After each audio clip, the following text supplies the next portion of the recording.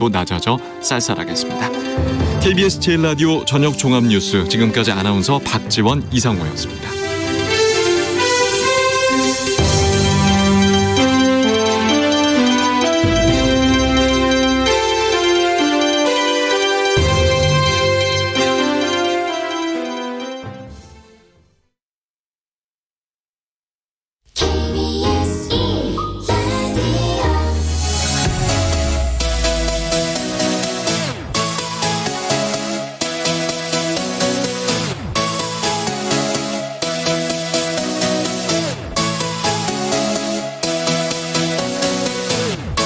KBS 열린 토론.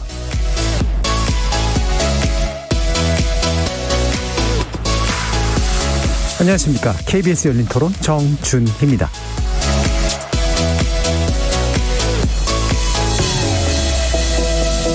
오늘 KBS 열린 토론은 미디어 비평 코너 좋은 언론, 나쁜 언론, 이상한 언론으로 여러분을 만납니다. 윤석열 대통령의 미국 순방 당시 불거진 비서고 논란이 참으로 기이하게도 언론 탄압 논란으로까지 확산되고 있습니다. 정부와 여당이 MBC의 관련 보도를 자막 조작으로 규정하고 박성재 사장 등 관련자 4명을 명예훼손 혐의로 대검찰청에 고소한 게 계기가 됐는데요. 비서고 보도에 이은 언론 탄압 논란, 논논논 패널들의 눈으로 자세히 분석하고 평가해 보겠습니다. 여기까지는 언론 자유 이슈와 연관된다면 다음 문제는 더 광범위한 표현 및 예술의 자유 문제로 이어집니다. 한국만화영상진흥원이 주최한 제23회 전국 학생만화 공모전에서 카툰 부문 금상을 받은 고교생의 작품을 두고 문체부가 강력 대처 방침을 밝히는 한편 여당 의원들이 해당 작품에 대한 표절 의혹을 주장하자 전국 시사만화협회 등 관련 단체가 일제히 반발하고 나섰죠.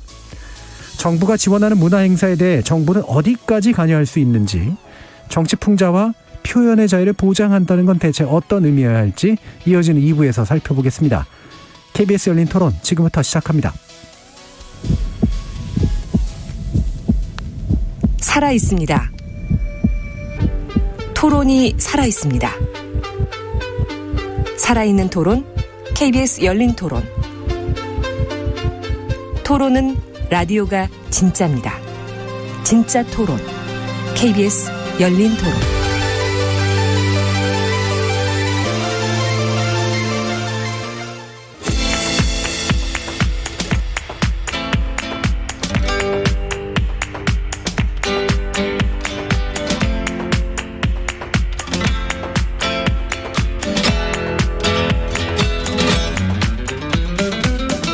좋은 언론, 나쁜 언론, 이상한 언론?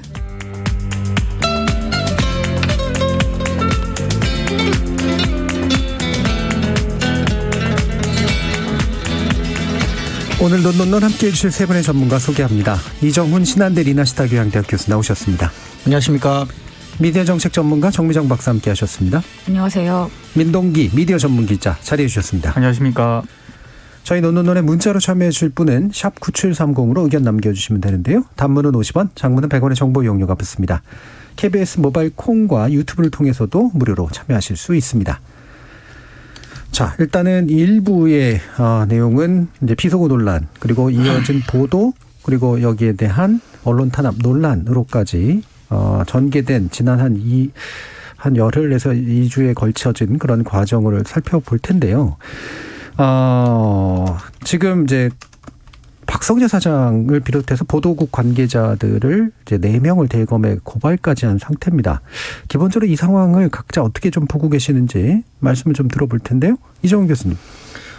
일단 저는 이게 한마디로 좀 무리수가 아닌가, 이렇게까지 키울 만한 일이었나 싶은 생각이 들어서 전 사실 도저히 이해가 잘 가지 않는데요. 일단 허위 보도나 디지털 조작 이런 얘기까지 하시는 전문가가 계신데 이것도 쉽게 잘 이해가 안 가요. 그러니까 원본 영상과 원본 자막이 있는데 그중에서 특정 소리를 조작을 한 영상과 원래 자막과 다르게 자막을 고쳐서 입혀서 뭔가 내보낸 게 아니라면 조작이란 말도 저는 쉽게 잘 이해가 안 가고요. 명예훼손도 다 아시다시피 자연인 윤석열이 아니라 대통령의 공적 발언에 대한 거기 때문에 이건 명예훼손하고도 사실 해당 사항이 없는 것 같고. 그리고 100개가 넘는 보도가 나갔는데 MBC만 꼭 집어서 이야기하는 것도 저는 도무지 전체적으로 이해가 잘 안 가요. 그러니까 만약에 대통령의 발언 문제를 MBC의 문제로 전환하고자 하는 게 아니라면 나머지는 도무지 이해가 안 간다. 예. 이런 생각입니다. 예. 자, 그럼 이해력이 많으신 민동기 기자님은 어떻게 생각하시나요? 그러니까 어찌됐든 윤석열 정부 입장에서는 이 건으로 굉장히 궁지에 몰릴 수밖에 없는 상황이었고요. 네, 굉장히 곤혹스러웠겠죠. 그렇습니다. 그 뭔가 프레임 전환을 저는 시도할 수밖에 없었던 그런 상황이었다고 봅니다. 이제 그런 상황에서 가장 먼저 이제 자막을 내보낸 MBC에 대한 책임론을 통해서 이 문제를 어떤 외교적인 어떤 그런 그 논쟁이 아니라 네. MBC 보도의 어떤 그런 문제로 좀 치환하려는 그런 의도가 분명히 있었다라고 생각을 하고요. 여기에서는 이제 단순히 그런 부분을 떠나서 또 내년 2월에 현재 박성재 사장의 임기가 끝나고 연임 문제가 또 걸려 있기 때문에 네네. 또 그런 부분까지 좀 의도한 어떤 거 상당히 좀 정치적인 의도가 깔려 있는 그런 저는 그 대응이라고 생각을 하거든요. 예. 그러니까 단순히 이게 무슨 어떤 공세를 벗어나기 위한 이 상황을 벗어나기 위한 이런 차원을 플러스 예, 상당히 MBC에 대한 불만이 그동안 쌓여 있었는데 이걸 계기로 상당히 좀 MBC에 대해서 어떻게 좀 영향력을 좀 미치려는 그런 의도까지 좀 포함되어 있는 그런 성격이 좀 짙다고 저는 보고 있습니다. 예. 일반적으로 이제 만약에 보도에 문제가 있다라고 판단을 하면 사실은 언론 중재 과정을 거치거나 이제 보통은 그러고 또 심의를 신청하거나 그러는데 그거는 지금 없었던 거죠. 없었고 바로 그냥 이렇게 고발을 고소를 사실 중재위를 가기 전에 이 정도 사안이라고 한다면은 저는 뭐 불만을 가질 수 있다는 전제하에서 불만이 있다면은 뭐 대통령실 입장에 뭐 논평을 낸다거나 입장문 그렇죠. 정도를 내는 정도로 끝내야 된다라고 생각을 하거든요. 일반적으로 그냥 논평 내는 정도에서 끝나죠. 네. 예. 근데 보통 국가기관은나 정부는 언론중재위원회나 방송통신심의위원회도 제소조차 사실은 잘 안 하고. 사실 그것도 좀 오버 좀 지나치다는 평가를 많이 받기 때문에 그것조차 우회의 쪽인데. 입장문 정도 내는 걸로 저는 좀 그게 좀 정당한 행동이라고 보는데 그게 아니라 이렇게 가는 거는 상당히 좀 의도가 있다고 봅니다. 예. 자, 청미정 박사님은? 그러니까 애초에 이게 조작이다라고 생각을 했다면 보도가 나온 다음에 바로 얘기를 했어야죠. 네. 저는 그것도 석연치 않습니다. 10시간, 13시간가량이 흐른 다음에야 욕설이 없었다, 뭐 바이든이라고 말한 적이 없다라고 이야기했는데 그 긴 시간 동안 별다른 언급이 없었단 말이죠. 그리고 나서 MBC를 특정해서 이렇게 몰아가는 것이 누가 보기에도 상식적으로 논리적인 전개로는 받아들이기 힘들다라는 부분들을 저는 일단 지적하고 싶고요. 명백한 언론 탄압이라는 데 대해서는 저는 이견이 없을 거라고 생각합니다.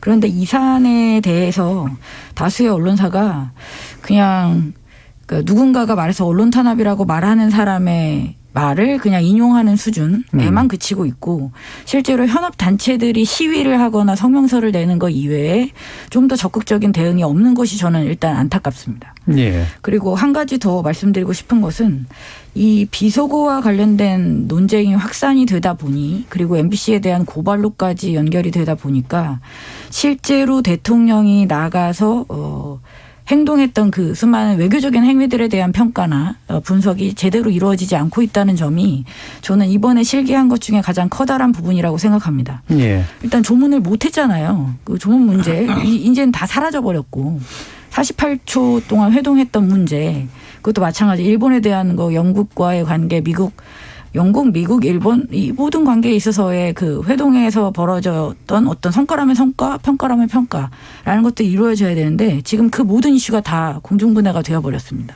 예. 저는 그래도 되는 건지 저는 일단 그게 좀 납득이 안 가고요.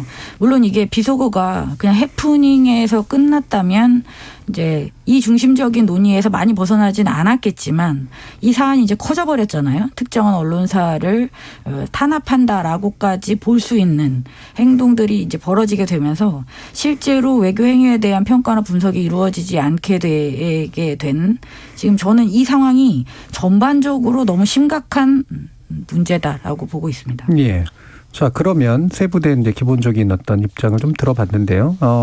각 당사자들이 어떻게 이 문제를 제시하고 있는가를 일단 좀 짚어보고 좀 더 쟁점이 될 만한 부분들을 논의해 보면 어떨까 싶은데, 일단 이제 대통령실과 여당의 대응이 시간을 두고 조금씩 달라졌단 말이에요.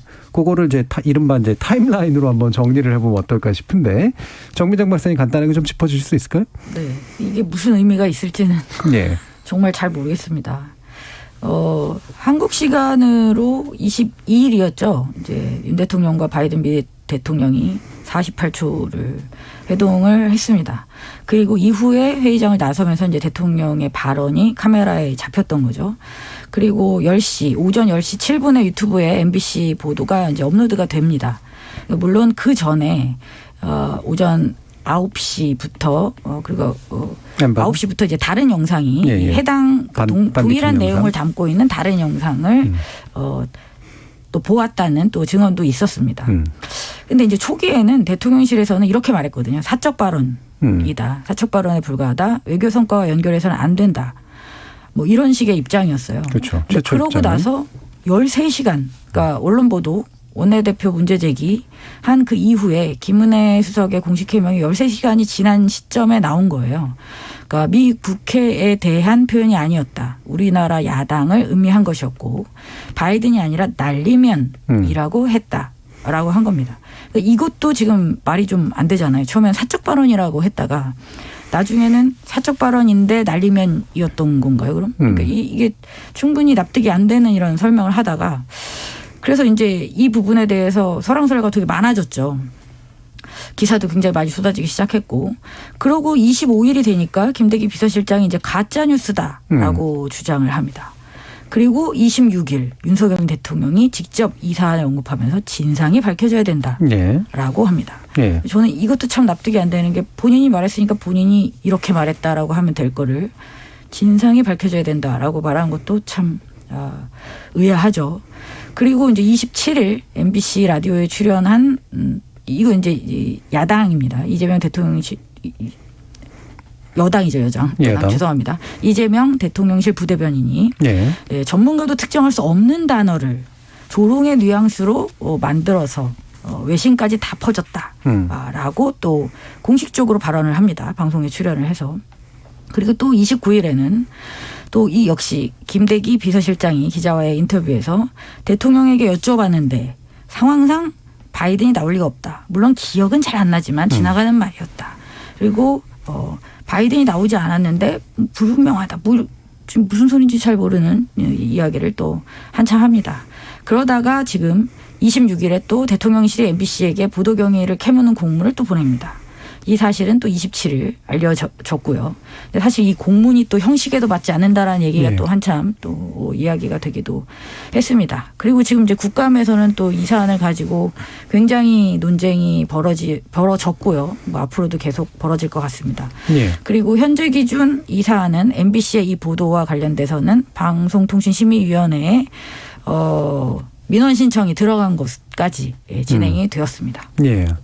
그러니까 일단 결국엔 대통령실의 입장을 단순하게 좀 나눠보면 초기에는 좀 문제가 있다고 느꼈는지 아마도 욕설 부분을 염두에 둔 걸 텐데 사적 발언이니 되도록 안 나갔으면 좋겠다라는 그런 입장이 표명이 된 거죠. 그리고 혹여라도 해외 정상과의 관계에서 문제가 되지 않도록 했으면 좋겠다라고 하는 그런 의지가 나온 것 같고, 그러다가 이제 공식적인 해명의 첫 번째 단계는 야당을 대상으로 한 거다. 바이든이 아니라 날리면이었다.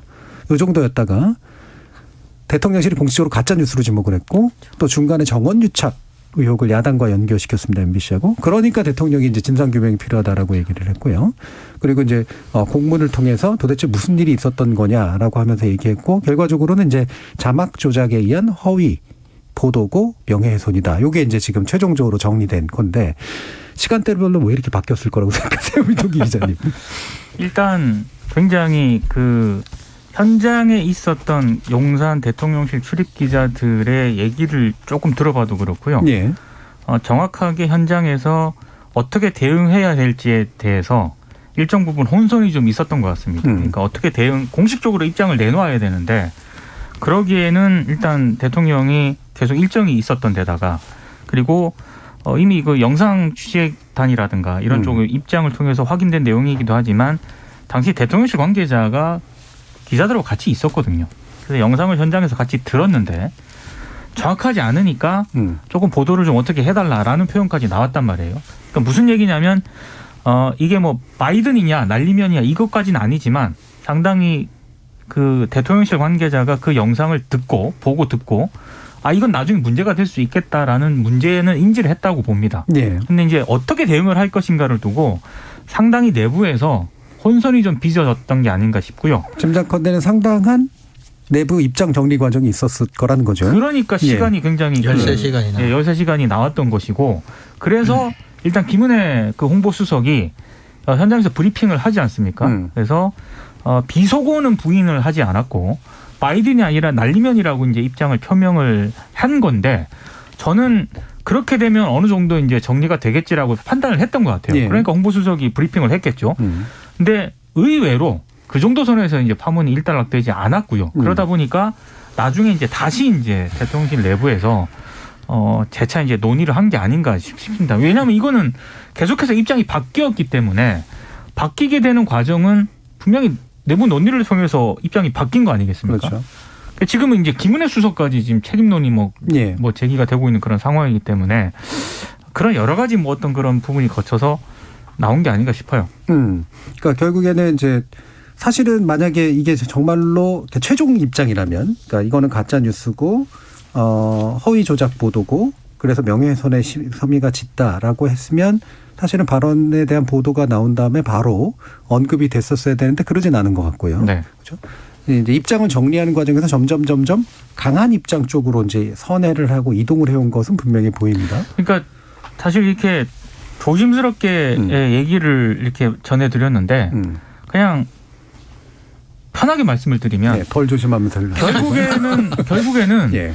대응을 하는 과정에서 최종적으로 확인해야 되는 사람은 한 사람이지 않습니까? 예. 윤석열 대통령.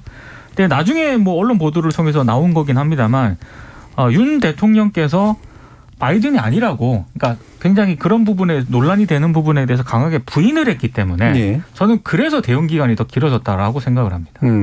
강하게 부인을 처음부터 했다는 건 말씀이신가 아니면 나중에 와서야 했다는 건가요? 그거는 모르겠습니다. 네. 그거는 왜냐하면 어느 시점에 이루어졌는지 확인이 모르겠고. 된 바가 없기 때문에. 예. 하지만 나중에 대통령이 바이든이라고 자기 기억이 안 난다라고 분명히 그 얘기를 했다는 그런 전원이 언론을 통해서 보도가 나왔죠. 됐거든요. 네. 그런 분위기를 감안을 했다면 대통령이 일정 부분 어느 정도 뭐 인정을 하고 그 부분에 대해서 유감 표명을 할 의사가 있는 게 만약에 논의 과정에서 확인이 됐다고 한다면 저는 훨씬 빨리 입장이 나올 수 있다고 생각을 하거든요. 예. 근데 굉장히 길게 입장이 나온 것, 그리고 그 뒤에도 계속해서 입장이 조금씩 바뀌었던 것, 여기에는 어떤 대통령 본인이 이 확인이라든가 이런 부분에 있어서 굉장히 좀 미온적이었던 게 아닌가 조심스럽게 이렇게 추정을 하고 있습니다. 네, 다시 또 조심 들어주셨네요. 네.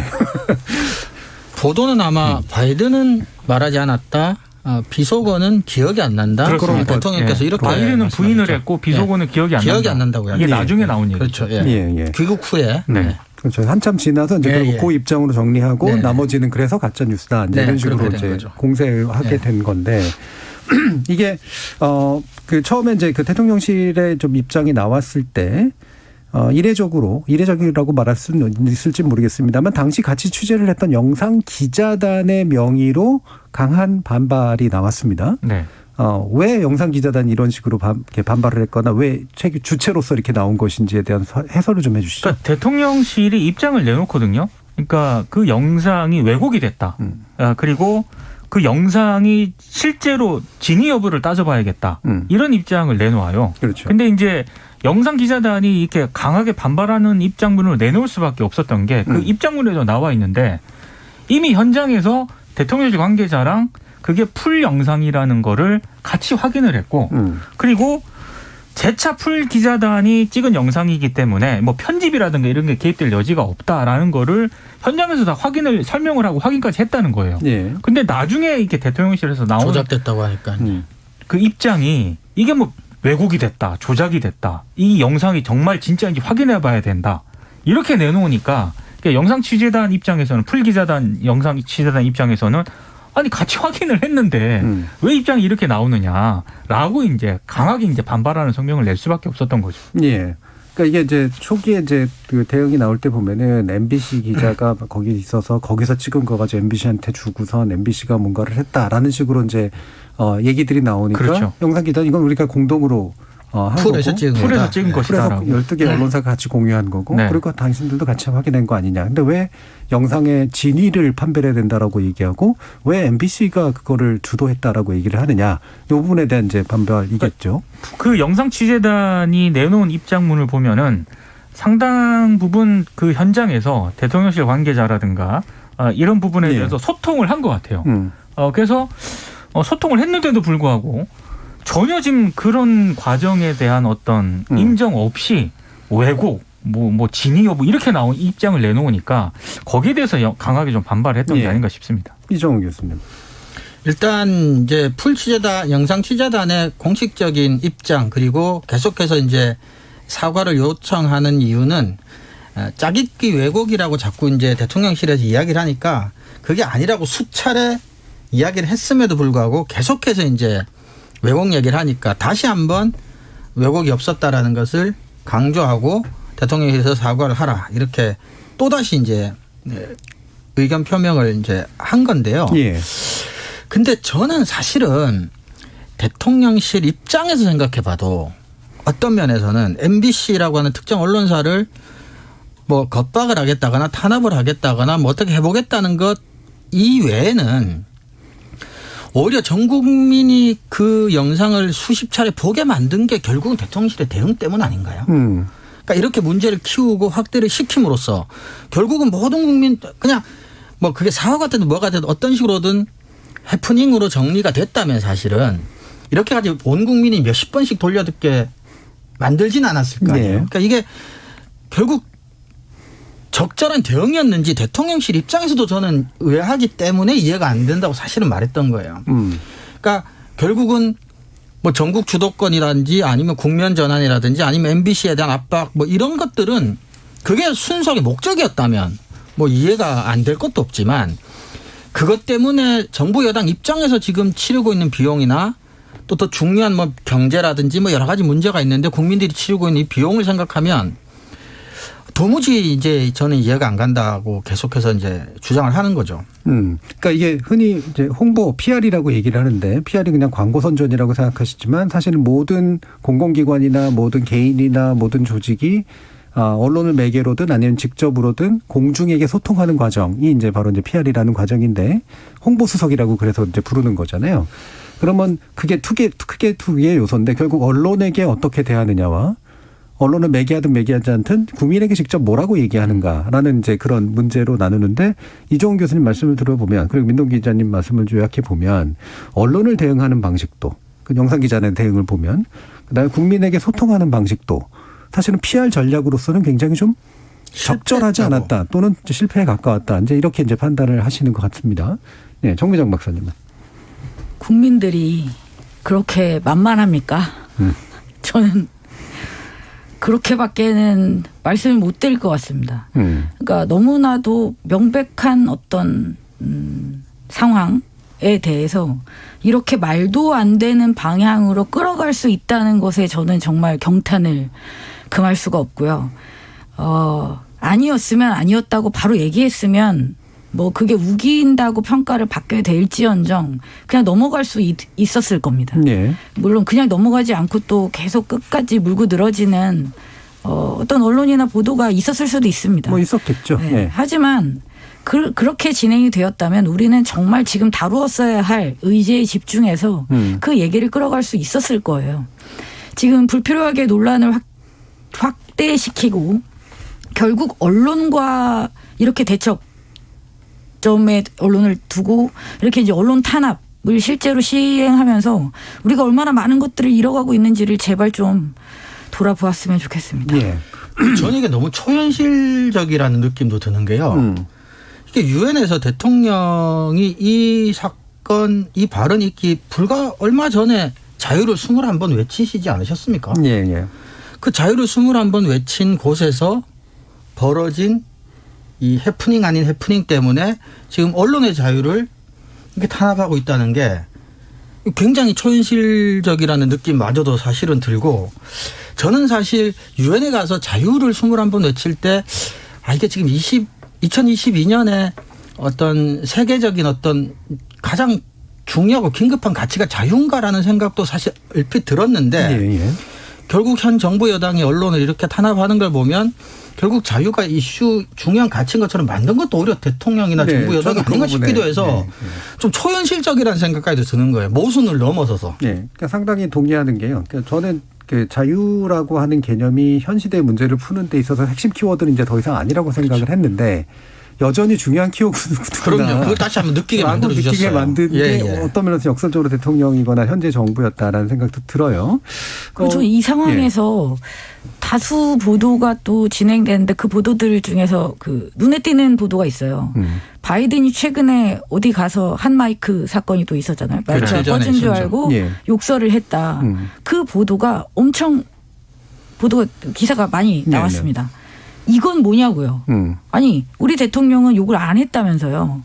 욕을 기억이 안 안 했는데 난다. 기억이 안 난다. 아니 근데 일부 지금 고발하고 뭐 이런 거는 이제 뭐 기억이 안 난다. 그럼 여기서 지금 이 시점에 바이든의 욕설을 계속 보도하는 것 이건 어떤 뉴스 가치가 있을까요? 저는 결국은 지금 대통령실의 해명을 좀 더 강화시키는 식으로 작동을 한다고 보고요. 너무 의도가 노골적이다. 이 보도들은 그렇게 생각합니다. 그리고 좀 안타까운 게 지금 전선이 너무 이 참 단어가 적절한지 모르겠습니다만 지지율이 계속 낮은 상태지 않습니까? 대통령에 대한 지지율이. 근데 전선을 너무 크게 넓히고 있다는 생각이 여러 들거든요. 전선들이 만들어지고 단순히 뭐 야당과의 어떤 그런 관계 맞습니다. 설정이나 맞아요. 이런 게 아니라 지금 대다수 언론들과도 적대적 관계를 형성을 하고 있고요. 또 오늘 미디어오늘에 보도된 내용을 보니까 대통령실이 최근에 윤 대통령 일정을 촬영을 할 때 현장음을 녹취하지 말라고 요구를 했다고 합니다. 그러니까 당연히 이제 방송 기자들 입장에서는 그러면 방송을 어떻게 하라는 화면을 못 내보내는 더빙합니까? 거지 더빙? 않습니까? 그러니까 당연히 반발을 할 수밖에 없고 이렇게 되면 이걸 공론화를 하겠다라고 또 얘기를 하니까 처음에 한 대통령실 관계자는 공론화 해라라고 얘기를 했다가 나중에 이제 다른 관계자가 와서 그건 좀 오버였다 해서 이 조치 자체를 철회했다라는 기사가 오늘 미디어오늘이 보도를 했거든요. 그러니까 이런 걸 보면서 이런 과정들이 계속 쌓이다 보면은 결국에는 언론들도 정부가 좀 이상하게 대응을 하고 있다라는 생각을 할 수밖에 없고 이렇게 되면은 저는 언론과도 척을 지게 될 수밖에 없다고 생각을 하고 너무 무리수예요. 너무 무리수를 좀 하고 있는 게 아닌가. 48초를 회담으로까지 격상해서 추앙하던 언론들한테 왜 이러는 겁니까? 이해가 하지 않습니다. 그러니까 그게 바로 이제 당황하게 만드는 요소가 있어요. 확실히 그렇죠. 이제 예를 들면 현 정부의 어떤 외교 노선이라든가 이런 것들에 동의하고 되도록이면 칭찬하길 준비가 되어 있는 언론과 비판하기 준비가 되어 있는 언론으로 사실은 뭐 양분되어 있거나 나눠져 있는 건 맞는데 대통령의 공격이 뭐 MBC에만 향한다고 판단할 수도 있겠지만 기본적으로 언론을 적대하는 쪽으로 지금 가고 있는 건 맞아 보이는 게 5단체였죠. 언론 현업 5단체였는데 방송기자연합회, 한국기자협회. 한국기자협회 보통 이런 식으로 잘 안 하는데 영상기자협회였나도 있었고요. PD협회도 있었고 언론노조도 있었고요. 그렇죠? 5단체가 사실 굉장히 좀 유감을 표명하는 그런 이제 입장을 냈었죠. 그리고 이제 또 외국기자, 외신기자협회 같은 데들도 이제 지금 그런 식의 반응들을 보이고 있고요.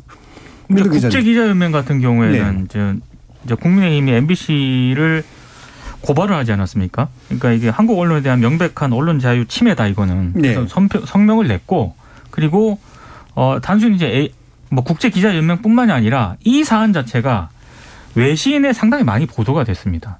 그러니까 보도가 됐다라고 하는 것 자체가 저는 굉장히 대통령이라든가 대통령실 입장, 우리 정부 입장에서는 안 좋을 수밖에 없다라고 생각을 하고요.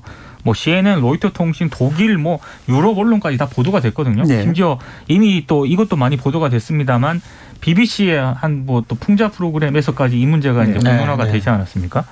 그러니까 이 정도로 좀 많이 좀 이 내용이 알려진다는 것 자체가 저는 이게 단순히 무슨 전선이 넓어지는 걸 떠나서 이렇게 되면 나중에 탈출구가 없지 않나라는 생각까지 들게 되고요. 그리고 MBC가 이 뉴스데스크에서 이 내용을 다루면서 국내에 있는 외신 기자들 인터뷰하는 걸 봤거든요. 근데 그 중에서 되게 인상적이었던 게 이게 지금은 MBC만의 문제지만 MBC 다음에는 나의 문제가 될 수 있다. 예. 왜냐하면 자신들도 기사를 쓸 거 아닙니까? 그렇죠. 그러면 이게 나의 문제로 될 수 있기 때문에 이 문제는 그냥 좌시할 수가 없다. 이런 얘기를 하더라고요. 예. 상당히 그거는 시사하는 바가 굉장히 크다고 생각을 합니다. 그러면 저는 지금 다수의 언론사가 그 정도는 알아차렸다고 봅니다.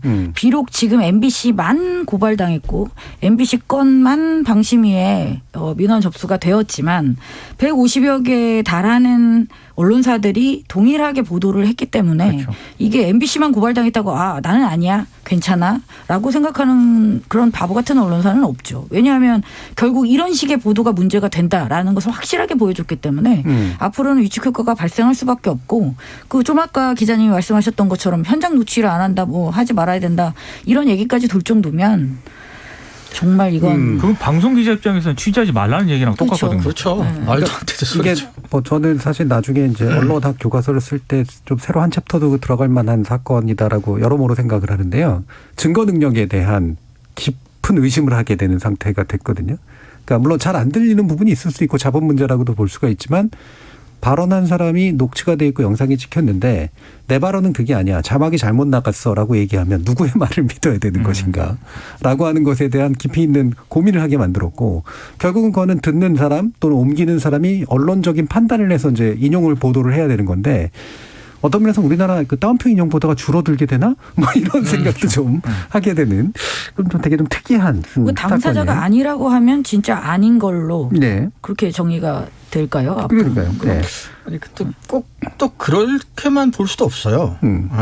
예를 들어 꼭 그렇다는 게 아니지만, 그러니까 문제를 일으킨 사람이 어쨌거나 이해관계가 있잖아요. 그 사건과. 그래서 그 사람이 본인이 나는 하지 않았다라는 말이 100% 진실된 이야기라고 간주할 수만은 없는 상황도 있죠. 그래서 법에서도 피의자가 자신에게 불리한 증언은 거부할 수 있는 권리를 주는 것도 그 당사자가 인정했을 때 부정적인 결과가 온다면 그 사람은 참말을 하지 않더라도 법적으로도 문제가 되지 않을 수도 있다는 얘기는 거꾸로 얘기하면 본인의 말이라고 해서 그게 항상 진리 판단의 기준점이 될 수만은 없다. 예, 이정 교수님 굉장히 길고 찬찬하게 설명해 주셨는데 실제로 법률에서 이렇게 법정에서 증거 능력을 다툴 때 당사자의 증언과 녹취된 어떤 그렇죠. 녹취물이 있으면 녹취물이 훨씬 더 높게 그렇죠. 취급받는 게 당연한 상식이죠. 그런데 이번에 이 부분을 뒤집어 버린 거잖아요. 그러니까요. 그렇기 때문에 이걸 뒤집으면 그러면 사실은 저는 그게 권력이라고 생각을 하거든요. 권력을 가진 사람이 증거 앞에서 자신의 말을 뒤집을 때는 힘이 있고, 그렇죠. 예, 권력이 없는 사람에는 그 발언조차 당사자의 어떤 그 항변조차 이제 인정되지 않는 상황으로 갈 거라는 거죠. 그렇죠. 예, 그러면 이제 취재라는 행위 자체가 결국은 권력에 의해서 위축되는 결과를 당연히 빚게 된단 말이죠. 그래서 언론 자유에 대한 위축이나 언론 자유에 대한 탄압이라고 얘기를 하는 상태가 만들어지는 게 아닌가라고 저는 근본적으로 생각을 합니다. 저는 이후에 맞습니다. 이게 예. 이걸 방심위에서는 어떻게 심의를 할 것인지 그다음에 이게 검찰이 고발했으니까 검찰은 또 이걸 또 어떻게 수사를 할 건지 예. 정말 궁금합니다. 근데 그 네. 심의조차도 국민의힘 의원이 마치 패스트 트랙을 타게 해달라고 또 조르기까지 국감에서 했었죠. 그랬죠. 예. 순서 잘라먹고 앞으로 맨 앞으로 배치해달라고.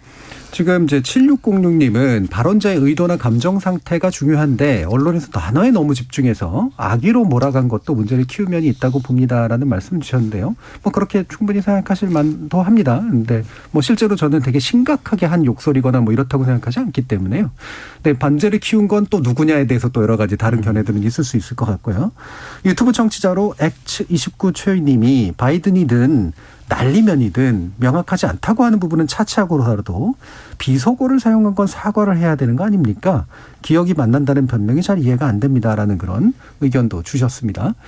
자, 이게 앞으로 또 어떻게 전개될까가 이게 이제 궁금해하고 흥미로워할 내용이 전혀 아닌데 지켜보지 않을 수 없는 그러니까 되게 특이한 사례를 만들어 버렸기 때문에 그렇죠. 특히나 연구하는 사람들 입장에서 이게 굉장히 중요한 사례로서 이제 결국 돼서 나중에 누누이 여러 번 얘기해야 되게 되는 그런 일들이 벌어질 것 같아서 그런데 뭐 이게 일부 마칠 시간이 조금 남았습니다만 하나 정도를 같이 좀 논의해 보시자면 이게 일각에서는 이게 이제 결국은 MB 정부 시절에 있었던 조직적인 언론 파괴 공작으로 가는 어떤 로드맵이 이 안에 깔려 있는 것이냐, 아니면 뭐 대응을 하다 보니까 이렇게 이제 무리한 대응을 하게 된 것이냐에 대한 이제 생각들이 조금씩은 다르실 수도 있을 것 같아요. 민동 기자님 아까 이제 나름대로 큰 뭔가 이렇게 생각이 있다 이렇게 얘기를 하셨는데. 근데 이명박 정부 때 진행이 됐던 이른바 그 이명박 정부 때는 KBS라든가 MBC 간부들하고 기자들을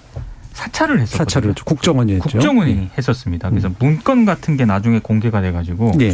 이게 한겨레 등을 보도해서 사실상의 흔히 말하는 주요 프로그램 간부들, 뭐 기자들, 성향 뭐 이런 거를 다 사찰해가지고 그걸 문건화시켜서 이거 나중에 이제 이게 언론 탄압용으로 이용이 됐다는 그런 것 때문에 상당히 논란이 불거졌었는데 지금 윤석열 정부는 그것과는 좀 차원이 많이 다른 것 같아요. 예. 저는 이제 어떤 조직적으로 뭔가를 한다는 그런 차원보다는 대응이 상당히 좀 미숙하고 굳이 이렇게까지 대응을 안 해도 되는 거를 대응을 함으로써 문제를 더 키운 측면이 있다라고 보거든요. 예. 그리고 저는 고발의 주체가 또 대통령실이 아닙니다. 국민의힘이거든요. 시의원이에요. 그것도 서울시. 그렇습니다. 국민의힘 쪽이기 때문에 그 맥락은 지금 이 정권 초기고 이렇기 때문에 약간 좀 뭐라고 그럴까 좀 충성경계? 뭐 이런 차원에서 어떤 과한 대응이라고 생각을 하거든요. 예. 또 어찌됐든 이명박 정부 때와는 차원이 많이 다르긴 합니다만 이것도 역시 언론 입장에서 보면 상당히 좀 부적절한 대응이고 문제가 많은 그런 대응인 거죠. 예. 그러면 개인적으로 이명박 정부 시절에 어떤 이제 언론 장악에 되게 찬찬하게 진행이 됐잖아요. 결국은 나중에 이제 미디어법 개정으로까지 이어지는 그런 한 2년에 걸친 그런 과정이 있었는데 그게 집권 당시부터 뭔가 짜여진 플랜이라고 판단하세요? 아니면 대응하다 보니 안 되겠어. 제대로 해야겠어라고 옮겨간 거라고 보세요. 이를테면 이제 그 광우병 사건이라든가 이런 것들이 이제 계기가 됐을 수도 있기 때문에. 저는 이명박 정부 때는 집권 초기부터 상당 부분 언론에 대한 어떤 그런 나름대로 어떤 플랜이 있지 않았나 이렇게 생각을 하고 있고요. 지금은 그렇진 않다. 그렇진 않은 것 같습니다. 예. 예. 그래서 어떻게 대응 초기에 너무 지지율도 떨어지는데 자꾸 이런 일들이 벌어지다 보니 네. 강하게 강수를 둬서라도 뭔가 대응할 수밖에 없는 그런 일종의 대증요법의 한 차원 네. 정도로 이제 그리고 판단하시네요. 그렇게 할 수 없는 이유 가운데 하나가 문재인 정부 때 환경부 장관 그 대법원 판례가 있거든요. 예. 예, 그것 때문에 이명박 정부 때처럼 이렇게 강하게 밀어붙이거나 이런 어떤 플랜을 가지고 이제 그렇게 하지는 못하지만 그래도 지금 윤석열 정부에 참여하고 있는 그 인사들의 상당수가 또 MB 계열 쪽이기 예, 예. 때문에 이제 그런 부분에 대해서는 좀 우려 섞인 시선을 보내고 있긴 합니다만 개인적으로 뭔가 어떤 조직적인 플랜을 가지고 지금까지는 진행이 되는 것 같지 않다. 하지만 지금부터는 또 할 수 있다는 그런 우려를 가지고 좀 조심해서 봐야겠죠. 예. 예. 뭐 달라질 수도 있는 거고요. 네네. 예, 정미정 박사님. 저는 일단 방향은 설정돼 있다고 봅니다. 예, 방향은 설정돼 있다. 그거는 MB 때나 지금이나 유사하다고 생각하고요. 그리고 제가 느끼기에도 MB 때는 굉장히 치밀하게 전략적으로 그 과정들이 이루어졌다라고 보고 이번 같은 경우는 저는 뛰어난 상상력과 창의력, 그다음에 임기응변, 뛰어난 임기응변, 순발력. 예. 그러니까 어떤 사안도 갖다 붙일 수 있는 결론은 기승전 뭐 MBC 뭐 기승전 뭐 이런 식으로 갖다 붙일 수 있는 어떤 뛰어난 능력을 가지고 있다. 그러니까 체계고 뭐 시스템이고 논리적인 전개도 중요하지 않은 거죠. 그냥 결과적으로 이렇게 밀어붙이면 나머지는 검찰이 알아서 처리할 것이다. 그래서 저는 결론은 유사하게 갈 것이다라고 보고 있습니다. 네, 그러니까 조직적이냐 그렇지 않냐의 차이는 있지만 네. 결론은 불행히도 유사하게 갈 수도 있다. 네. 이정 교수님.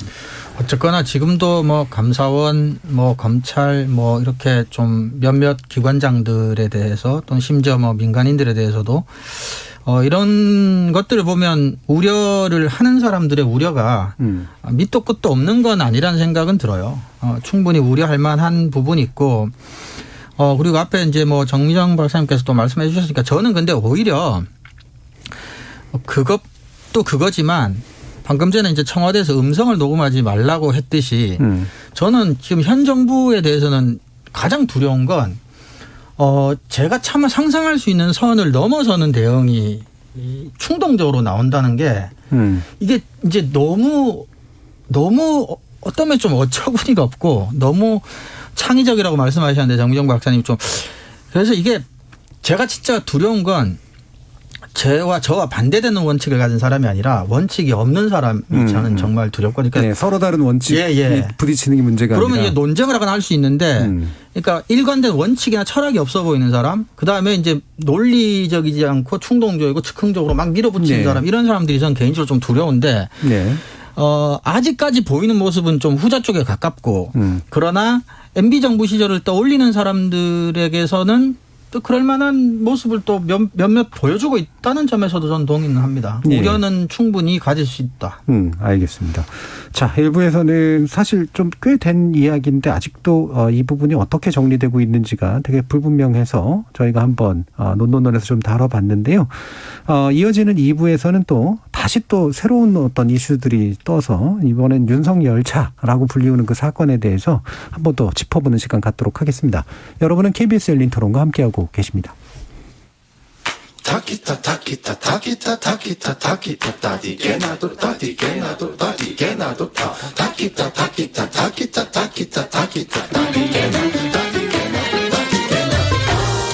물음표가 느낌표로 바뀌는 순간 KBS 열린 토론. KBS 열린 토론, 좋은 언론, 나쁜 언론, 이상한 언론 2부에서는 정미정 박사, 민동기 미디어 전문기자, 신한대 리나스타 교양대학 이정훈 교수 세 분과 함께 카툰 윤석열차가 불러온 표현의 자유 논란에 대해서 짚어보도록 하겠습니다. 오늘은 이제 막 특정한 보도나 이런 기사들을 자세히 짚기보다는 이슈 두 가지를 짚는 형식이 됐는데 어쩌다 보니 이게 이제 이른바 언론의 자유 그리고 표현의 자유라는 미디어 비평의 굉장히 핵심적인 요소를 어떤 면에서 더 지나치게 근본적인 비평이라기보다는 이런 요소들이 지금 한꺼번에 좀 나와서 2부에서 또 다루게 됐는데요. 일단 기본적으로는 많이들 아실 겁니다. 그래서 제23회 전국 학생 만화 공모전에서 카툰 부문 금상을 수상한 작품이 이름이 윤석열차로 돼 있고요.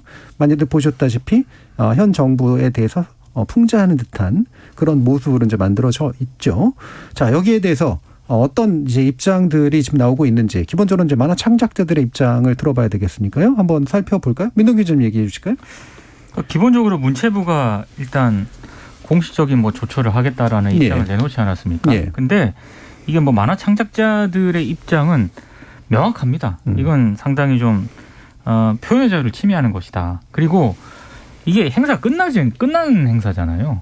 끝난 행사인데도 불구하고 이게 나중에 이제 이슈가 되면서 저조차도 굳이 이게 이 정도 이슈가 되지 않았다면 찾아보지 않았을. 그렇죠. 모르고 넘어갔을 그렇죠. 것들이 많은데 이렇게 이슈가 되면서 저조차도 찾아보게 되고 이게 무슨 문제가 있을까라고 생각을 하게 되고 문체부의 대응을 또 한번 생각하게 되고 이러다 보니까 사실 이거는 새로운 어떤 문제는 절대 아니고요. 만화 창작자들이라든가 창작자들이 성명을 내거나 여러 이제 또 언론기관 단체에서 성명을 낸 거는 딱 하나입니다. 핵심적인 내용. 이건 표현의 자유를 침해하는 조처다. 네.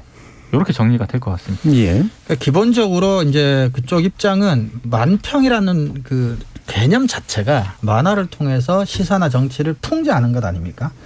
근데 정치적이다라는 이유로 내용을 문제를 삼으니까 그쪽에서는 근본적으로 만평이라는 존재 자체를 부정하는 게 아니라면 이거는 표현의 자유를 너무나 심각하게 위협하는 거다. 이렇게 이제 반응들을 보이고 있는 거죠. 예. 근데 이게 이제 정치적인 논쟁을 어제도 저희가 잠깐 하긴 했는데요.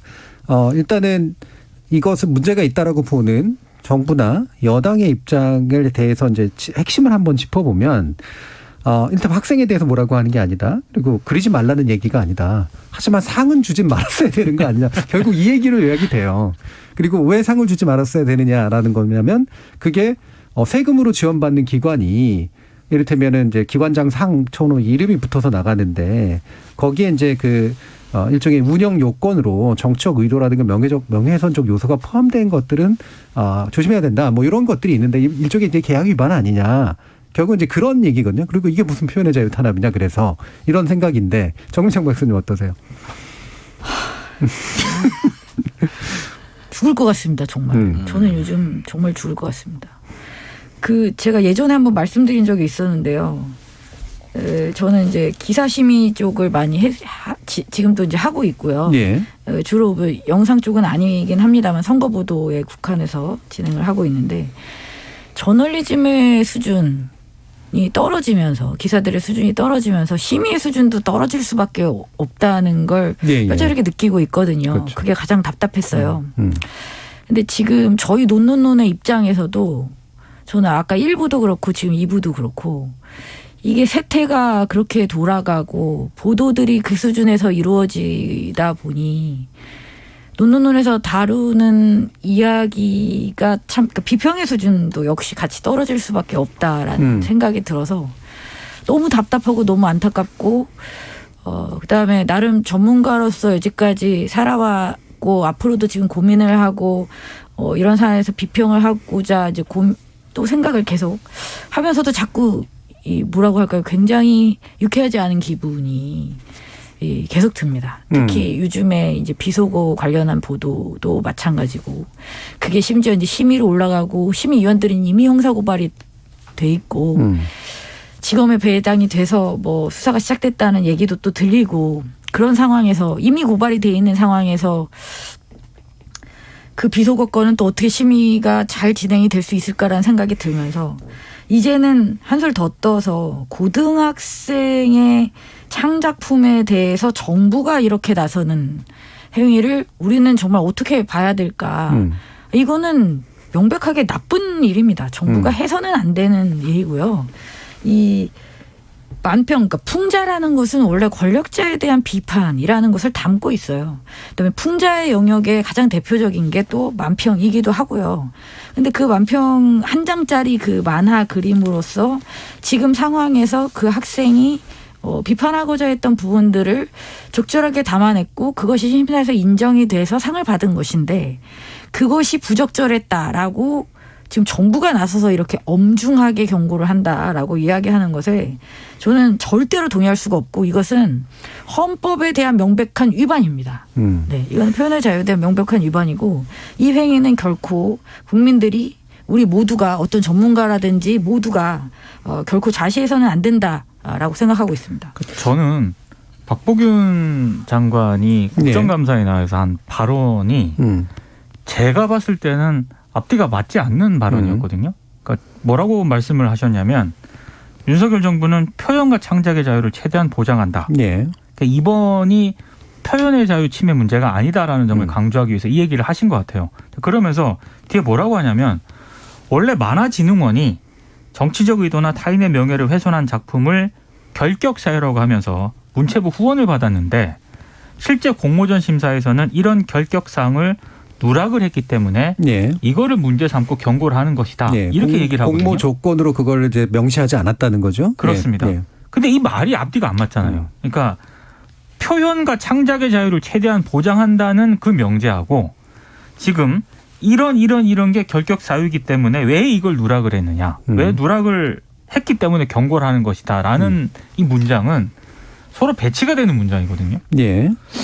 근데 그 부분은 두 가지로 좀 나눠볼 수 있어요. 애초에 결격 사유를 명시하는 것 자체가 표현의 자유를 애초부터 침해하는 거다라고 하는 근본적인 문제 제기를 할 수도 있고요.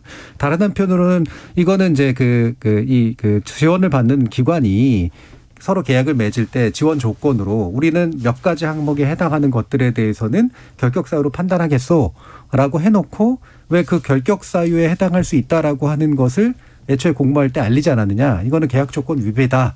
또는 더 공금을 잘못 쓴 거다. 이런 주장도 가능하긴 하잖아요. 근데 저는 그 문체부나 정부 쪽 얘기를 100번 양보해서 다 받아들이더라도 제가 여전히 이해가 안 가는 건 어떤 부분이냐면 아마 전국 학생 만화 공모전에 상을 이 문제가 된 이제 카툰 부문이잖아요. 그 말이 다른 부문도 있다는 얘기예요. 그렇죠. 그럼 다른 부문에서 정치적이거나 그건 결격 사유라고 이해가 돼요. 그래서 어느 정도. 근데 카툰 부분이잖아요. 카툰은 그 정의상 비평을 하는 거란 말이에요. 정치 비평을, 시사 비평을. 그러면 문체부의 견해를 100% 받아들인다면 문체부는 뭐라고 했었어야 되냐면 이 기획안을 보고 야 카툰 부분이 있네 그러면 우린 지원을 못 하겠어라고 했었어야 돼요. 받아들이자. 그러니까 이거는 카툰에 대한 무지이거나 아니면 내용은 뭔가 윗사람을 좀 심기를 건드릴 것만 같은데 뭔가 좀 하긴 해야 되겠고 예. 뭐 표현의 자유를 직접 심지어 고등학생을 건드릴 수는 없으니까 뭐 자꾸 지원 조건 이런 걸 자꾸 건드리는 게 아닌가라고 오해를 받아도 할 말이 없을 것 같다는 거죠. 그러니까 저는 그런 거를 결격 사유로 내세운 문체부도 문제라고 보고요.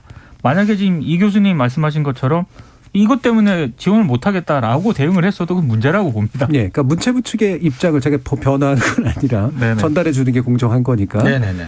이거는 이제 그 만화영상진흥원인가요? 거기서 한국만화영상진흥원이 이 수상 공모전을 벌일 때 국고 지원을 받기로 하면서 기본적으로 우리는 이러이러한 것들을 결격 사유로 한다라고 하는 것들을 걸고 계약을 했다는 거죠. 네. 그죠. 네, 그러니까 문체부가 이걸 강요했다거나 이런 게 아니라. 네. 그럼요. 근데 이걸 이제 나중에 보니까 이제 첫 번째 보도자료는 안 나오고 두 번째 보도자료에 나오는데 찾아낸 거예요. 찾아냈더니 바로 너희들 이런 거 결격 사유로 하기로 해놓고 왜 공모하자한테 얘기를 안 했어? 그러니까 너희들은 우리 돈을 받아갔으면 안 되는 거야. 이런 식으로 지금 이제 구성을 한 거죠. 그러니까 저는 그렇죠. 그 문체부의 대응이 이게 만약에 이 대상이 윤석열 대통령이 아니었다면 아마 그 조항도 찾아보지 않았을 거라고 생각을 하거든요. 그렇죠. 처음부터 나오진 않았습니다. 그렇죠. 네.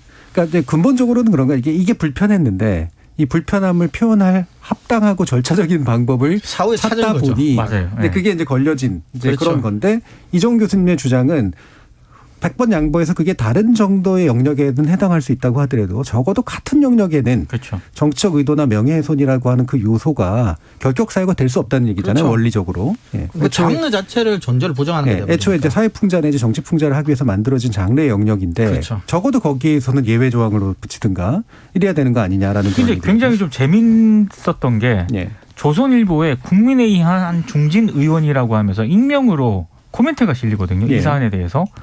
근데 이제 그런 내용을 소개해 줄 정도로 조선일보도 이 문체부의 대응에 문제가 있다고 저는 생각을 하는데 어떤 예. 내용이냐면 이 중진 의원이 조선일보 인터뷰에서 이렇게 얘기를 합니다. 대통령 풍자 만화나 합성 사진은 온라인에 수없이 많고 신문에도 매일 실린다. 근데 문체부가 굳이 만화까지 간섭하는 모양새를 만들면서 논란을 더 키운 측면이 있다. 이렇게 얘기를 합니다. 예. 저는 여기에 이 내용이 맞다고 생각을 하거든요. 이 국민의힘 중진 의원이 한 멘트가. 그러니까 문체부가 굳이 이렇게까지 대응할 필요가 없는데 예. 역시 앞에서 저희가 얘기했던 것처럼 이것 역시 약간 충성 경쟁의 일환인가 이런 생각이 좀 들기도 네. 하거든요. 앞에 부분하고 또 연관되는 지점이 바로 그런 건데 이제 이런 정부나 여당의 대응의 시간에 따라 달라지거든요. 초점이. 네. 그러니까 처음에는 이제 무조건 문제가 있었다가 됐다가 이제 표현의 자유에 대한 침해 논란이 있으니까 학생에 대해서 문제 삼는 건 아니다.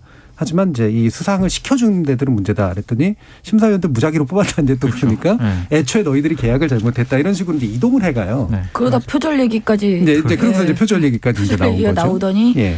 이제 한동훈 장관 입을 빌어 혐오와 증오까지 나갔죠. 예. 네. 자, 그럼 두 가지 한번 판단을 해봅시다. 여러분들이 보시기엔 표절 여부와 그다음에 이게 풍자를 넘어선 혐오와 증오 내지 모욕까지 갖고 있는 것이냐. 이거는 근데 그 예술이나 뭐 대중문화에 대해서 이해가 조금이라도 있는 사람이라면 기차라고 하는 소재가 동일하다는 것만으로 표절이라고 이야기하는 것 자체가 뭐 사태를 좀 뭐 호도하거나 물타거나 뭔가 좀 이 작품에 대해서 좀 가치를 떨어뜨리려고 하는 비난이 아니라면 좀 사실은 말이 안 되는 소리고요. 그 다음에 우리가 이제 뭐 혐오다. 한동훈 법무장관께서도 그런 취지의 말씀을 하셨죠. 네.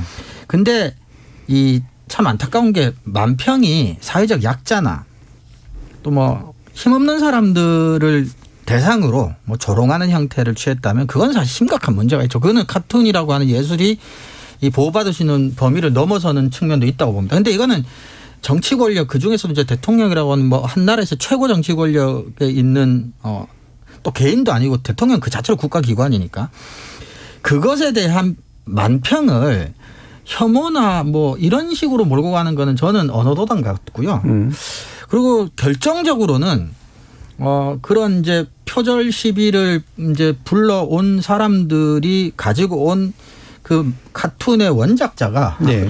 표절이 아닐 뿐만 아니라 고등학생이 그린 만평치고는 굉장히 훌륭하다라고까지 얘기를 했으니까 표절 얘기는 뭐 일고의 가치도 사실은 없는 게 그분이 아니고 원작자도 아닌 게 그렇죠. 예, 그 사람도 사실은 그 사람도 그러면 표절이 돼야 돼요. 토머스 열차를 너무 많기 너무 때문에. 많아요. 그럼요. 예.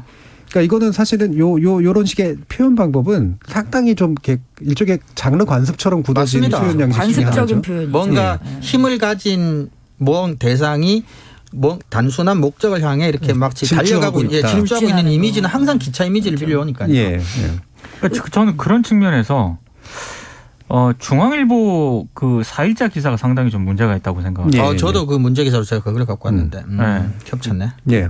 일단 먼저 말씀하세요. 제목이 이제 금상 받은 윤석열 차 표절 의혹도 SNS에 퍼진 만화 보니 이런 제목인데 사실상의 표절 논란을 처음으로 이제 언론에서 제기한 보도입니다. 제기한 보도거든요. 근데 확인 취재를 한 게 아니라 온라인 커뮤니티에서 이런 주장이 돌고 있다. 카더라라는 거를 소개하는 내용이고요. 굉장히 쉽게 기사 씁니다. 진짜. 굉장히 쉽게 쓰죠. 그리고 문제는 그게 돌 때는 이게 표절이야 그러면서 돈 건데. 그렇죠. 그게 표절이야라고 돈 거죠 지금. 근데 아니 그게 이걸 표절이라고 생각을 했는지 그건 모르겠습니다만 어찌 됐든 이거 표절이더라라는 식으로 기사를 쓰는 것 자체가 표절 의혹에 무게를 두는 거지 않습니까? 예. 그리고 정말 공교롭게도 다음 날 이게 이제 중앙일보가 보도한 게 4일에 보도를 한 거거든요. 그 다음 날 법사위 국정감사에서 이게 국민의힘에 의해서 이게 표절 논란이 또 제기가 됩니다. 제기가 되죠. 그러니까 이 과정을 보면은 사실상의 중앙일보로부터 이 표절 논란이 시작됐다고 저는 보거든요. 상당히 문제가 많은 기사라고 생각합니다. 예. 그러니까 중앙일보가 이 표절 논란을 누군가에게, 그러니까 여당 의원들이나 이런 분들에게 뭔가 나름대로 프레임을 안겨준 그런 케이스다. 저는 의심을 하고 있죠. 뭐 의도하지 않았더라도 결과적으로 그렇게 된 거예요. 결과적으로 어찌됐든 법사위 국감에서 이 문제가 제기가 됐기 때문에 저는 중앙일보 기사가 상당 부분 그런 측면을 조금 연관이 돼 있다고 생각을 합니다. 요즘은 국민의힘이 더 많이 그러는 것 같기도 하고, 근데 민주당도 마찬가지인데 의원들이 뭔가를 들고 올 때 어디서 들은 얘기 가지고나 본 거 가지고 자기 얘기처럼 하는 경우 되게 많더라고요. 예전과는 확실히 좀 달라진 면이 좀 있는 것 같아요. 예전에 국정감사에서 의원들이 이른바 굉장히 이제 특종 비슷한 거를 터트리죠. 의혹을 제기를 하죠. 보통은 이제 자기가 오리지널한 자료를 갖고 있으니까. 그걸 언론들이 받아 쓰는데 요즘 국정감사 풍경을 보면은 굉장히 좀 반대 풍경이 많아요. 언론에서 보도된 내용을 가지고 이렇게 얘기를 하거든요. 그건 좀 굉장히 이상한 풍경이죠. 커뮤니티에서 뭔가를 보고하거나 SNS에서 보고하거나 또는 유튜브를 보고하거나 이런 경우들이 되게 많죠. 저는 이 윤석열 차에 대한 보도에서 요걸 한번 여쭤보고 싶었어요. 어떻게 생각하시는지. 그러니까 최근에 지금 이제 이 시점에서 이제 표절, 혐오, 증오, 표현의 자유 침해 이 얘기가 다 나온 이 시점에서 나오는 보도들을 종합해 보면 결국 누가 표절이라고 말했다. 따옴표. 이렇게 제목이 나가는 기사가 일부 있습니다. 또 일부 기사는 이제 한 장관, 법무장관의 입을 빌어 다시 따옴표 혐오와 증오, 운운 이게 나와요. 또 한쪽에서는 표현의 자유를 아예 타이틀을 잡아 표현의 자유를 침해하는 것이다 라고 하는 기사가 있습니다. 각각의 기사가 있고 어떤 기사들은 이제 대척을 하는 거죠. 이거 대 이거. 그러니까 표현의 자유 침해냐 표절이냐. 표현의 자유 침해냐 혐오와 증오의 확산이냐 이런 식으로 다 따옴표라는 특징은 있습니다. 이런 기사들이 거의 대부분입니다. 그래서 저는 이 사안을 다루는 데 있어서 바람직한 기사의 형식에서 제목은 어떤 식으로 나오는 게 좋을까? 라는 질문을 드리고 싶습니다. 어려운 과제를 막 넘기시네요. 막 생각하고 왔습니다. 본인의 의견을 먼저 얘기해 보세요. 어려워서 가져온 거예요. 자, 민동기 기자님은 어떤 굳이 제목을 막 딱 짜내서 하실 필요는 없을 것 같고 형식에 대해서 얘기해 주셔도 좋을 것 같고.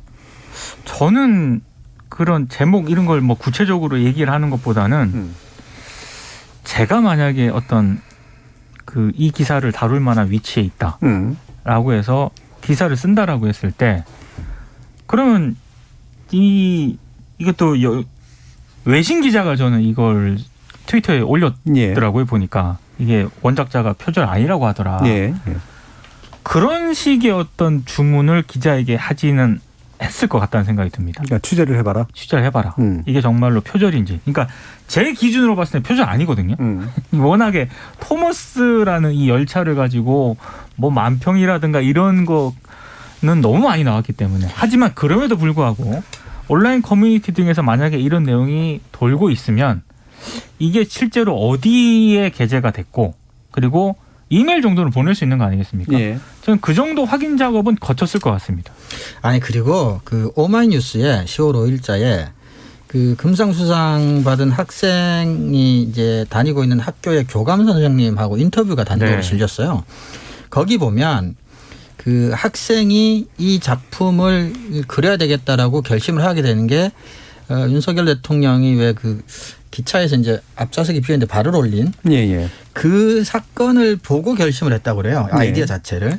그러니까 여러 가지를 뭐 떠올려 보면 사실 기차라고 하는 것 자체가 어떤 폭주하는 권력에 대한 되게 전 세계적으로 굉장히 보편적인 은유이기도 하지만 특별히 이 학생은 기차에 이미 어느 정도는 이제 주제가 가 있었던 거죠. 이미 선거 과정에서 이제 사실 네네네. 캠프에서 그렇죠. 이제 썼던 네. 방법이니까요. 네. 예. 그래서 그런 것까지 다 뭐 따지고 보면 정말 표절은 뭐 말도 안 되는 뭐 그런 혐의를 씌우는 거라고 보여지고요. 예. 질문하신 거에 답. 네, 그러니까 이 기사를 어떻게 쓰는 게 좋냐고. 제목은 뭐 흔히 교과서에서는 그렇게 얘기를 하지 않습니까?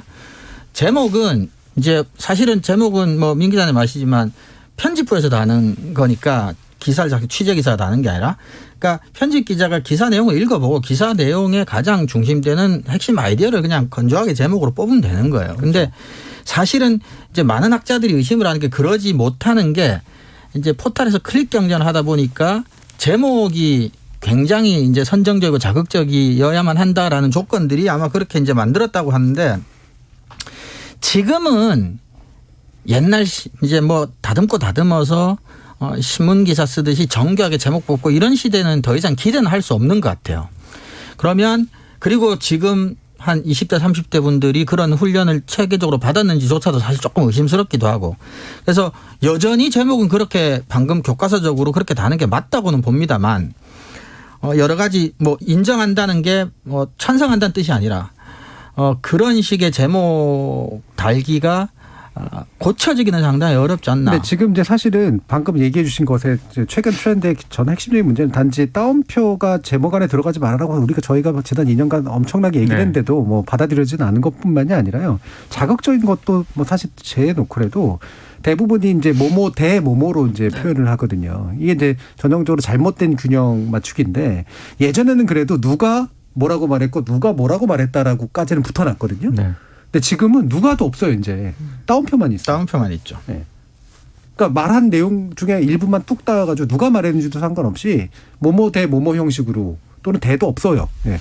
그러니까 그게 이제 뉴스 가치 중에 이제 상업적 흥미거리 이게 가장 사실은 언론한테는 가장 강한 뉴스 가치잖아요. 그러니까 그런 흥미거리 중에 가장 대표적인 게 이제 대결 구도, 뭐 전쟁, 싸움 이런 거니까 vs 대라고 하는 것도 굉장히 자기들한테 자극적인 건데 말씀처럼 그나마 그 발언의 주체는 남겼었는데 이제 주체마저 없고 나니까 뭐 그 제목 자체가 갖는 정보값은 점점점 이제 사라지는 거죠. 그나마도. 그래서 어떻게 써야 되는지 생각하시는지. 조건적으로 써야 된다고 말씀드렸지 않습니까? 보편적으로? 교과서적으로. 예. 그러니까 보도 내용을 쭉 보고 그중에 핵심이 되는 요체가 되는 문장을 만들어서 해야 된다. 제목으로 달아야 된다. 아니 기사를 한쪽 입장에서만 쓰니까 제목은 그렇게 달겠죠. 한쪽 입장에서 정파적으로 편향된 언론이라 하더라도 편향된 관점에서 자기가 핵심이라고 생각하는 걸 쓰면 돼요.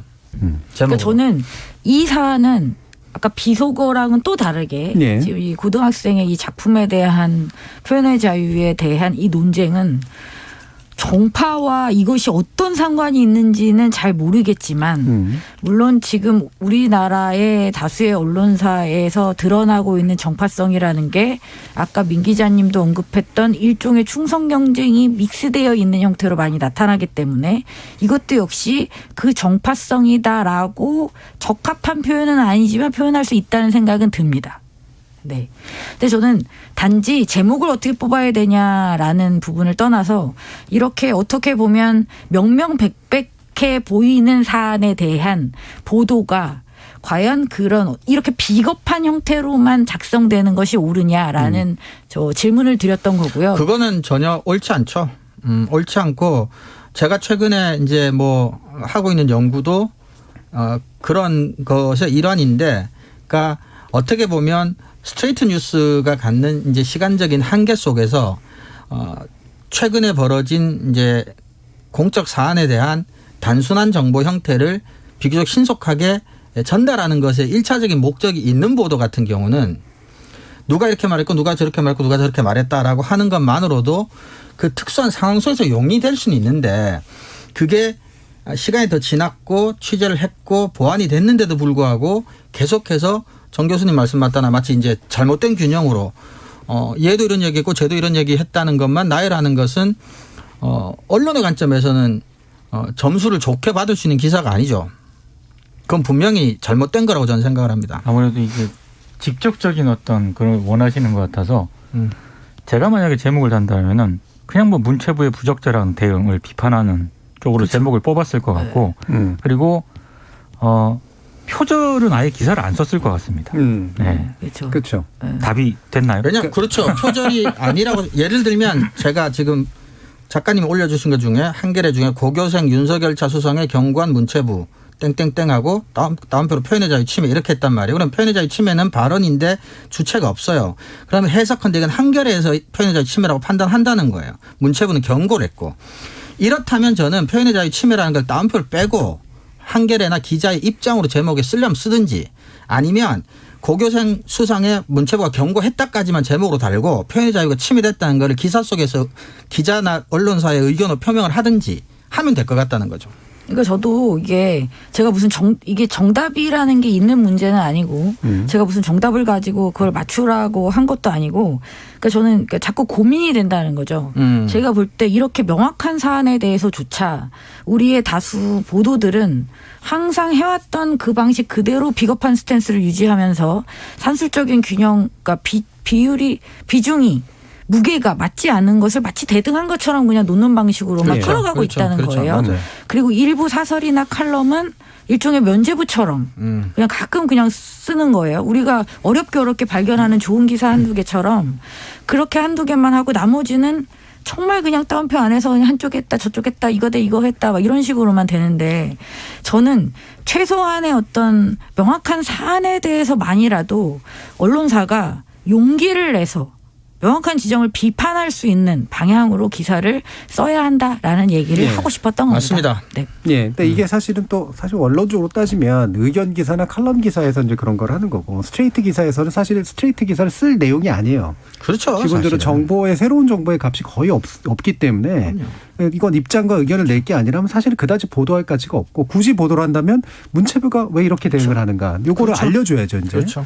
표절 논란도 사실은 정보값이 거의 없어요. 그렇습니다. 자기들이 전문가로 맞습니다. 판단할 게 아니기 때문에. 그렇죠. 근데 만약에 예를 들면 해외에 있는 그 작가가 뭐 거기에서 이런 입장을 보였고 그렇다 그러면 그건 보도 가치가 이제 생기겠죠. 새로운 정보니까. 그래서 스트레이트 기사 안에 이게 어떤 정보 가치를 지니는가. 정치인들의 발언은 저는 거의 옮길 이유가 없는 발언들이라는 생각이 들고 애초에 논란을 하면 안 되는 거였기 때문에. 근데 의견과 해설 기사 속에서는 전 더 깊이 있게 정말 이게 우리의 표현의 자유의 한계를 새롭게 판단하게 만드는 사례라도 되면 그러게 좀 말입니다. 깊이 있는 해설 기사도 나오고 그럴 텐데 그게 우리 표현의 자유의 뭐랄까요? 너무 최저선을 다시 낮춰버리는 그런 상태가 되지 않나 이런 생각을 해봅니다. 기준선이 좀 많이 내려간 많이 것 같아요. 내려갔죠. 언론의 자유, 표현의 자유가 많이 내려갔죠. 알겠습니다. 자, 그래서 오늘 KBS 열린 토론은 이 두 가지 이슈, 언론 자유의 문제와 표현의 자유의 문제를 우리 지금의 정부와에서 어떤 식으로 다뤄줘야 되는가라는 부분을 가지고 이야기를 해봤는데요. 오늘 함께해 주신 세 분, 민동기 미디어 전문기자, 신한대 리나시타 교양대학 이정훈 교수, 정배정 박사 모두 수고하셨습니다. 감사합니다. 고맙습니다.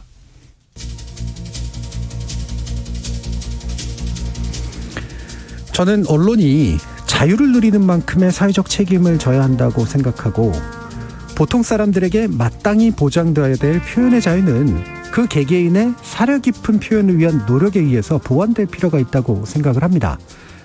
그런데 그런 자유를 억압할 충분한 힘을 지닌 국가와의 관계에 있어서는 책임이나 사려 깊음보다 자유 쪽으로 무게추를 옮겨줘야지만 이른바 공정함이 보장되는 거겠죠. 저는 다음 주 월요일 저녁 7시 20분에 다시 찾아뵙겠습니다. 지금까지 KBS 열린 토론 정준이었습니다.